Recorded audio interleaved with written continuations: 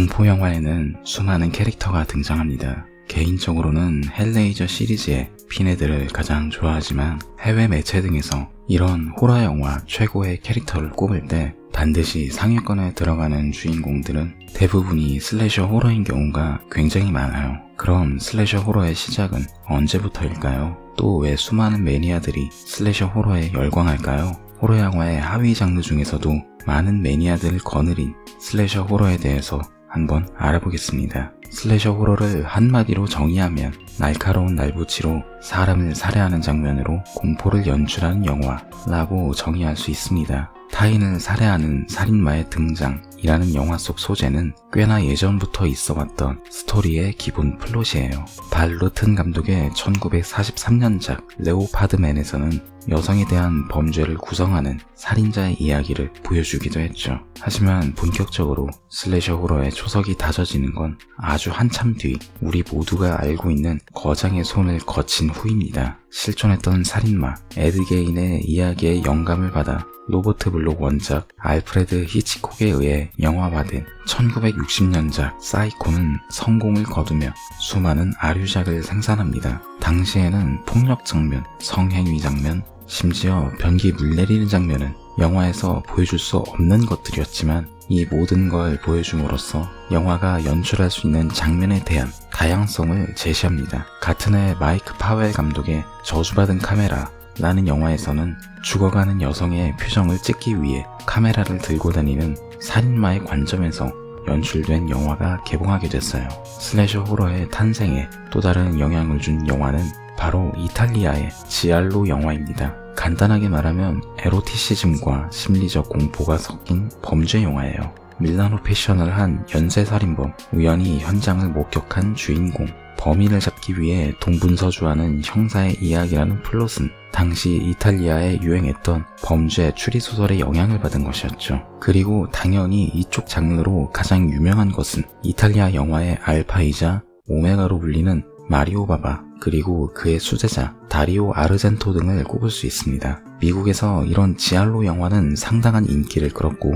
이후 시간이 지나면서 강도 높은 폭력과 성적 연출이 담긴 익스플로이테이션 필름 영화들이 인기를 끌면서 자극적인 영상을 담은 수많은 영화들이 나오게 됩니다. 지금도 걸작으로 평가받는 토브 후퍼 감독의 1974년작 텍사스 전기톱 대학살도 이 당시에 나온 영화였죠. 원래 다큐멘터리를 주로 제작하던 감독은 자신의 장기를 살려서 음산한 분위기와 건조한 카메라 워크로 영상을 담아냈고 실화를 바탕으로 했다는 마케팅으로 크게 성공합니다. 물론 이 영화 역시 에드 게인의 이야기에 영향을 받았을 뿐 정말로 실제 있었던 사건은 아니었지만요.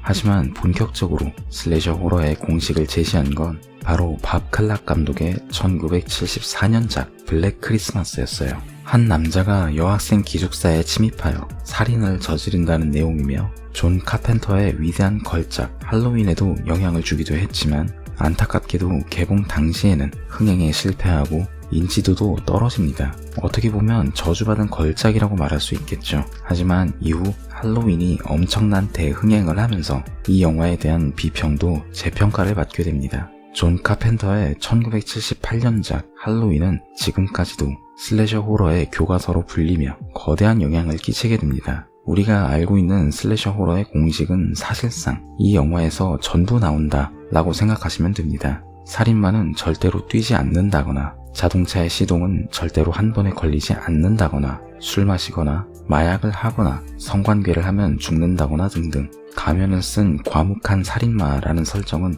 이후에 만들어진 수많은 슬래셔 호러 영화 속 살인마들에게 엄청난 영향을 주지만 마이클 마이어스가 무엇보다 무서운 건 그의 살인에는 이유가 없다가 아닐까 싶네요. 마이클은 타고난 사이코패스입니다. 고작 6살 때 자신의 친누나를 죽인 것만 봐도 알 수 있죠.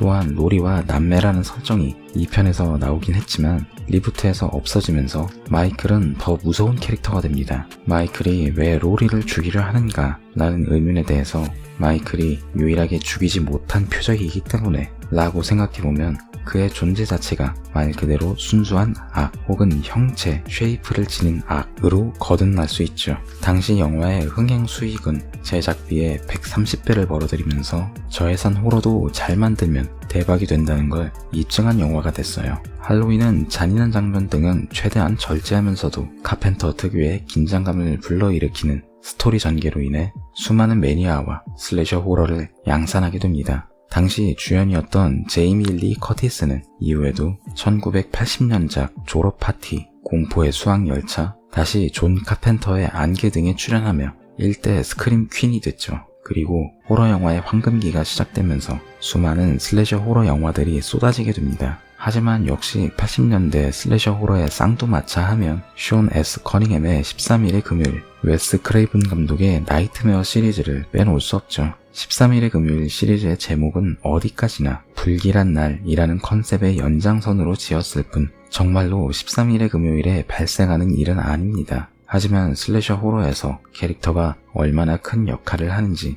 제대로 보여준 영화라고 할 수 있겠네요. 재미있는 건 제이슨은 1편에서는 마지막 장면에서 잠깐 등장하고 2편에서부터 본격적으로 활약하게 됩니다. 그리고 우리가 알고 있는 하키마스크라는 아이템은 3편부터였죠. 초기의 제이슨은 보통 혼자 남은 사람을 주로 노립니다. 뒤에서 갑자기 덮치거나 혹은 함정을 파고 기다렸다가 틈을 노려 살해하는 방식을 주로 보여줍니다. 우리가 알고 있는 엄청난 맷집과 힘은 6편부터 시작됐죠. 이때부터 사실상 인간이 아닌 그 무언가로 변해버렸고 이런 설정은 역으로 선배인 마이클 마이어스도 따라하게 됩니다. 웨스 크레이븐 감독의 나이트메어는 조금 독특한 영화예요. 살인마가 등장하긴 하지만 프레디 크루거의 경우 현실이 아닌 꿈속에서 살인을 저지르게 됩니다. 하지만 이것이 현실에서 똑같이 반영된다는 설정이죠. 사람이라면 잠을 안 자고는 버틸 수가 없기 때문에 사실상 프레디에게서 도망치는 건 엄청나게 어려운 일입니다. 여기에 어딘가 밋밋한 의상을 입은 마이클, 제이슨과 다르게 중절모의 빨간색과 초록색의 줄무늬 스웨터와 칼날 클로,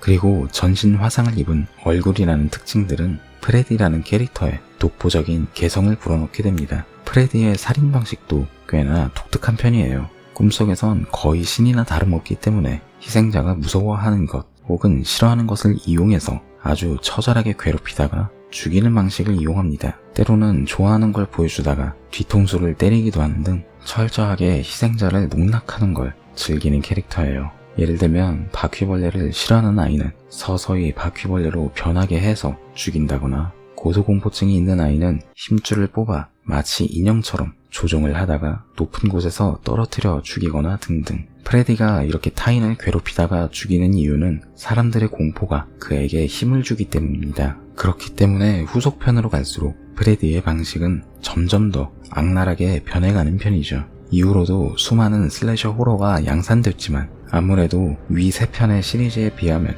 인지도도 낮고 대체로 좋은 평가를 받지 못한 영화들이 대다수입니다. 그나마 인상적인 영화를 꼽아보자면 토니 메이럼의 1981년작 버닝이라는 슬래셔 호러 영화가 한 편 있긴 합니다. 특히 카누 위에서 벌이는 대학살 씬이 명장면으로 꼽히고 또 혼자 있으면 죽는다는 클리셰도 비틀었죠.